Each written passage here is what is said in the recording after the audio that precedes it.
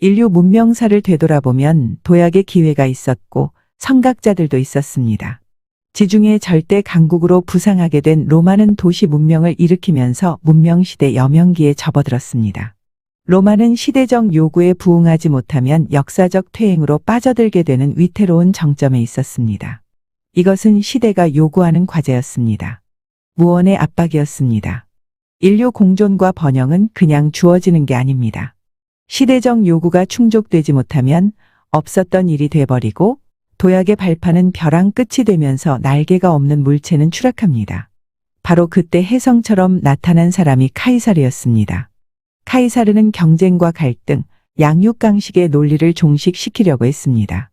오늘날의 유엔처럼 인류 공존과 번영을 모색하면서 관용과 포용 정신을 이야기했습니다. 그러나 시대 흐름을 감지하지 못했던 한심한 원로원 의원들과 키케로가 작당을 하고 카이사르 암살에만 혈안이 돼 있었습니다. 이처럼 시대적 요구가 충족되지 못하면서 카이사르 암살은 개인의 생사 문제로 끝나지 않았습니다. 문명시대 여명기 먹구름이었고 재발의 여지가 있는 악성 종양이었습니다. 반문명적 반인륜적 범죄가 급증한다는 불행의 전조였습니다. 카이사르 암살 이후 역사적 퇴행 여파가 유대 속주에까지 미치면서 서기 30년 예수 사건으로 비화되었습니다. 카이사르와 마찬가지로 나사렛 예수도 실물 교훈과 시대의 표적을 말한 문명의 선각자였습니다. 예수의 산상수훈은 자아발견과 정신력 무한 신뢰였습니다. 시대적 요구에 적합한 발상 전환으로 문명시대 꽃을 활짝 피우자는 계몽주의 메시지였습니다. 그러나 이집트, 바빌로니아, 페르시아, 시리아, 로마와 같은 강대국 속주로 명맥을 이어온 유대인들은 약소민족의 저항 심리가 구세주, 메시아, 종말론과 같은 허망지설로 변질되면서 악의 축으로 작용했습니다. 그에 따라서 빌라도 총독 예수 십자가 사건은 유대인들 저항 심리가 표출된 막장 드라마였습니다. 랍비들은 문명에 대해서 말한 예수를 볼 때마다 선엄적 열등의식에 빠지곤 했습니다. 억지 혐의 적용으로 예수에게 십자가 처형을 지시한 빌라도 총독이 자괴감에 시달리고 있을 때 니고데모와 아리마대 요셉이 예수 시신을 매장할 것처럼 총독을 속이고 예수 시신을 동굴 무덤에 넣었다가 곧바로 어딘가에 숨겨놓았습니다. 그런 다음 마태복음에 보면 형상이 번개 같고 흰 옷 입은 천사, 마가복음에 보면 흰 옷 입은 청년, 누가복음에 보면 찬란한 옷을 입은 두 사람, 요한복음에 보면 동산지기 같은 사람이 기다리고 있다가 어리석은 여인들이 나타나니까 십자가에 못 박힌 예수가 살아났느니라. 그의 누웠던 자리를 보라. 이따위 거짓말에 속은 여인들이 달려가서 제자들에게 알렸지만 제자들은 갈릴리로 돌아갔습니다. 여기까지는 부정할 수 없는 역사적 사실입니다. 그러나 다음부터는 종말론적 관점을 지닌 신원미상의 작가들 거짓말입니다. 사복음서 작가들은 사실과 허구의 경계를 무너뜨린 텍스트를 만들었습니다. 존재하지 않았던 하나의 생각과 믿음을 창작해낼 때 궁여지책으로 거짓말을 하게 됩니다. 사복음서 거짓말 물꼬를 튼 사람은 바울이었습니다. 바울은 예수와 일면식도 없는 사람이었습니다. 그런데도 자기가 다락방에 있을 때 예수가 최후의 만찬을 주재하는 광경을 목격한 것처럼 고린도 사람들에게 보낸 편지에서 거짓말을 했습니다. 주 예수께서 잡히시던 밤에 떡을 축사하시고 이르시되 이것은 너희를 위하는 내 몸이니 이것을 행하여 나를 기념하라 하시고 식후에 또한 그와 같이 잔을 가지시고 이르시되 이 잔은 내 피로 세운 새 언약이니 이것을 행하여 마실 때마다 나를 기념하라 하셨으니 너희가 이 떡을 먹으며 이 잔을 마실 때마다 주의 죽으심을 그가 오실 때까지 전하는 것이니라. 이와 같은 허위사실을 서기 55년경 유포하니까 거짓말이 눈덩이처럼 불어나면서 서기 65에서 70년 나온 것으로 추정되는 마가복음에서는 예수 신화의 역사적, 지리적 배경을 추가했고 그 다음에 나온 마태와 누가복음에서는 예수 탄생과 부활에 대한 세부 내용을 윤문했으며 요한복음에서 기독교 신학이 견고해졌기 때문에 랍비 니고데모와 아리마대 요셉의 예수 시신 동굴무덤 방치와 바울의 거짓말 최후의 만찬은 나사렛 예수와 아무런 관련이 없는 딴 세상 이야기였습니다. 헤롯왕 유아 사례도 새빨간 거짓말입니다. 마태복음 2장에 보면 헤롯이 베들레헴과 그 일대에 사는 2살 이하의 사내아이를 모조리 죽였다는 글이 있습니다. 헤롯은 지중해 해상무역으로 자수성가한 진소의 영웅이었습니다.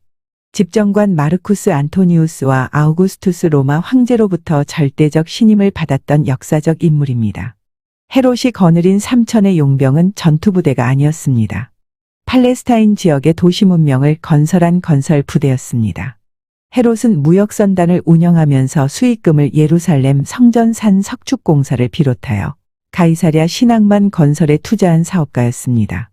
기원전 4년 헤롯이 노안으로 76세에 사망하니까 시리아 총독 구레뇨가 한 걸음에 달려와서 장례를 치르게 하고 19세였던 아겔라오에게는 예루살렘과 이두메 그리고 사마리아 지역을, 16세였던 안티바에게는 베레아와 갈릴리 지역을, 빌립에게는 드라고닉과 갈릴리 북동쪽 지역을 주었습니다.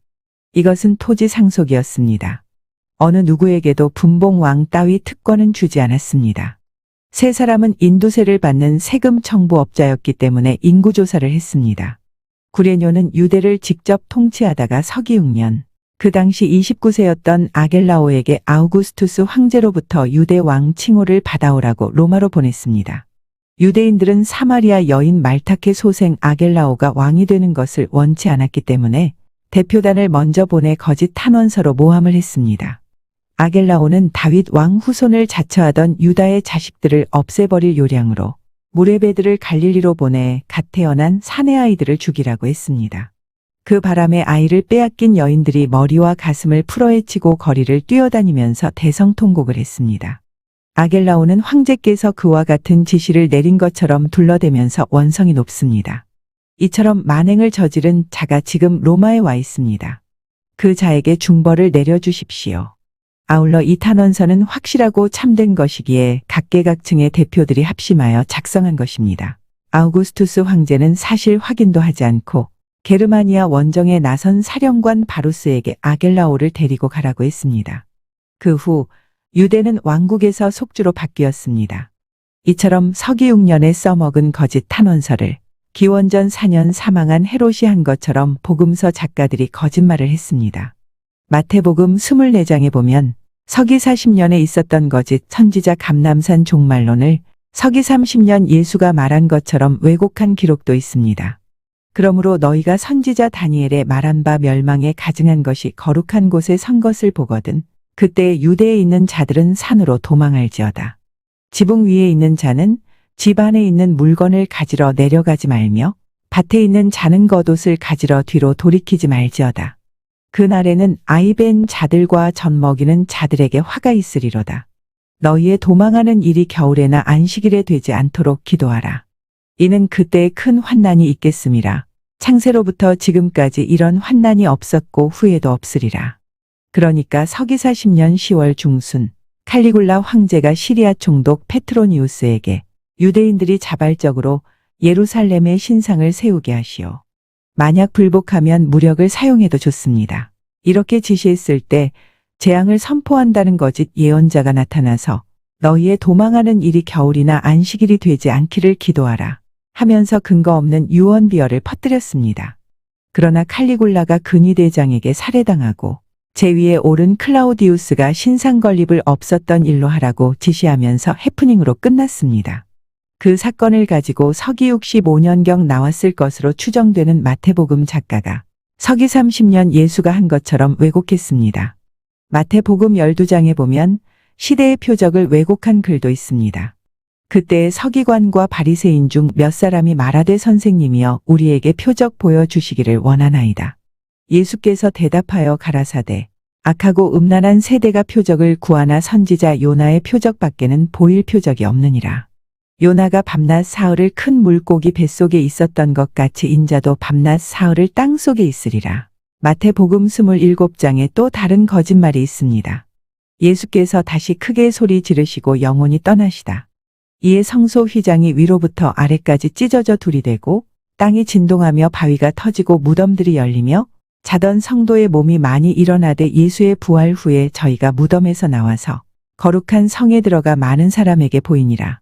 백부장과 및 함께 예수를 지키던 자들이 지진과 그 되는 일들을 보고 심히 두려워하여 가로되 이는 진실로 하나님의 아들이었도다 하더라. 예수는 6월절 예비일 정오 무렵 십자가에 못 박히고 오후 3시경 죽었습니다. 그 시각 순례자들은 성전뜰에 모여 양이나 염소를 도살하고 6월절 시작을 알리는 나팔 소리를 기다리고 있었습니다. 해가 질 무렵 아리마대 요셉과 니고데모가 예수 시신을 동굴 무덤으로 가지고 왔습니다.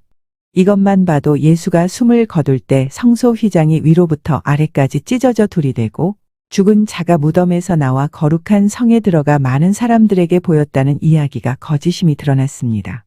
누가복음 11장과 마태복음 23장에 보면 화 있을 진저 하면서 예수가 종말론을 말한 것으로 되어 있습니다. 그러나 이것도 터무니없는 역사의 날조입니다. 서기 62년 장막절 성전 미문 앞에서 미천한 농부 아나니아스 아들 예수가 예루살렘 멸망에 대한 경고성 발언을 했습니다. 화 있을 진저 예루살렘아. 동쪽에서 들려오는 한 목소리, 서쪽에서 들려오는 한 목소리, 사방에서 들려오는 한 목소리가 있으니 이는 예루살렘과 성전을 대적하는 소리요. 신랑과 신부를 대적하는 소리요. 온 백성을 대적하는 목소리니라. 이 말을 들은 사람들은 서기 54년 성전뜰 매립 공사가 끝나고 봉헌식을 준비할 때 폭도들 공격으로 주량 일부가 파손된 사건을 이야기하는 줄로만 알았습니다. 미천한 농부의 아들 예수는 밤낮을 가리지 않고 똑같은 말을 되풀이하니까 화가 난 사람들이 산헤드린에 고발했습니다. 산헤드린에서도 똑같은 말을 반복하니까 베스도 총독에게 고발했습니다. 총독은 정신 나간 사람 취급하면서 방면했습니다. 그 이야기를 서기 30년 나사렛 예수가 한 것처럼 만들어 놓았기 때문에 사복음서는 10중 8구 거짓말이 되는 겁니다. 지금으로부터 2000년 전 사람들에게 현대 문명은 상상조차 할 수 없었습니다. 그들에게 미래는 정체를 알 수 없는 두려움 그 자체였습니다. 시대의 표적을 말한 예수도 직설적으로 설명이 불가능했기 때문에 비유가 아니면 아무 말도 하지 않았습니다. 따라서 예수가 말한 천국은 문명세계의 비유적 표현이고 사복음서는 10중 8구 거짓말이 되는 겁니다.